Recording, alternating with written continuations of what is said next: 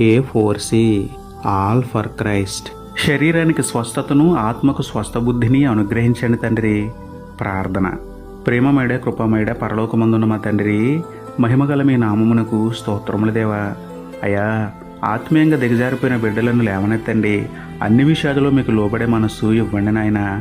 సోమరితనం, బద్ధకం, శరీరాశల నుండి సంపూర్ణంగా విడిపించి స్వచ్ఛమైన హృదయంతో మీ సన్నిధిలో నిలబడే భాగ్యాన్ని ఇవ్వండి తండ్రి. ఆత్మీయ జీవితంలో ఉన్న బలహీనతలు, శరీర బలహీనతలు పూర్తిగా తీసివేసి ఆత్మకు స్వస్థ బుద్ధిని, శరీరానికి స్వస్థతను అనుగ్రహించండి నాయన.